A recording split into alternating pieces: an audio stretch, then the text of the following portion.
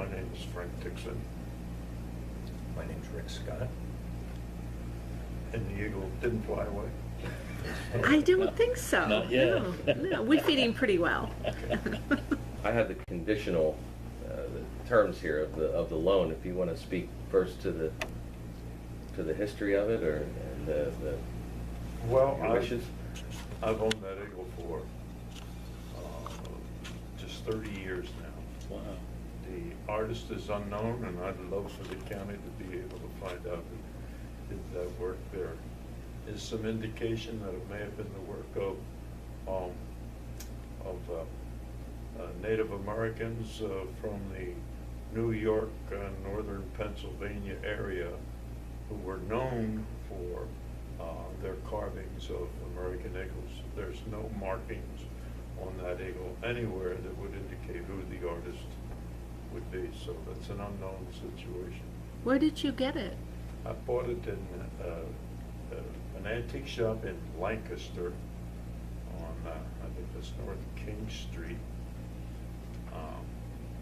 When I was working in Lancaster, we were opening a big plant there, and I would see that eagle in the window of the shop every night, but the shop was always closed by the time I got there. There were days when I worked long hours. And one evening I went by and there was a light in the place, so I stopped and went in, and I was flabbergasted because from the street I thought it was some kind of a paper mache type of eagle. I didn't think there'd be anything that big that would be, you know, hand carved. That's hand carved from one tree. That's incredible. So we negotiated for quite a period of time, a couple of months, I think, before the price became acceptable. Is, And then, is, of course, is it crude to ask what you finally negotiated the price that many years ago? Well, I was looking for that paperwork, and I thought it was in my safe somewhere, but I haven't been able to find it. So it was over 1,000 and under 1 million. That's great. That pins it down. Have you had it appraised recently? Do you know what it's worth today? We've had a couple of estimates, appraisals on it recently, and to me, it's worth that higher number that I just mentioned. Sure.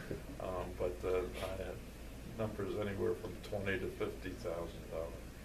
And is this something that you have insured personally? Yes, I have it insured. Okay, so we don't have to worry about No, insurance? you don't have to worry about Okay. insurance. All right, that's a good thing to know, because God forbid, you know, it already got legs versus wings Yes, and it walked did. off, so. And I think that's a magnificent history about it, that, you know, it disappeared, and I thought it would never come back because of, I thought it disappeared because somebody thought they could get something for it for whatever purpose they needed, you know, when they found out that they couldn't fence it, because you take that somewhere, and people are gonna say, where'd you get it, you know? So I It's thought not it like was- copper pipe then, right? Well, we always had a good place for that. But I thought that when they found that out, that they probably chopped it up to get rid of evidence. And then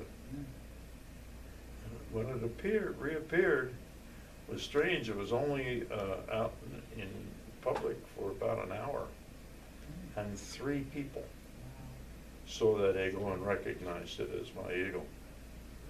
And the first one, Marlon Schenk, he called the police right away. So what happened? So now it's back. So it's got a little bit of history to it. Sure does. Yeah, you know, those tails make it more valuable too. My husband watches these shows on TV, and you know, anytime there's a story that goes with it, it's more valuable. So I would if think American Pickers pull up out front, we won't sell it. Okay. Okay.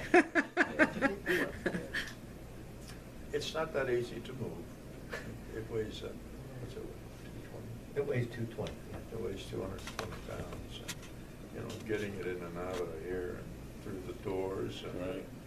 up the steps or down the steps, I think it's pretty safe where it is. Yeah, I saw the video posted on the Daily News, and it was incredible to see what you had to go through to get it in. I happen to think that this particular, for a number of years it was in the hack lobby. And to me, it didn't show up near as well as it shows up in this location. I think it's Yeah. perfect.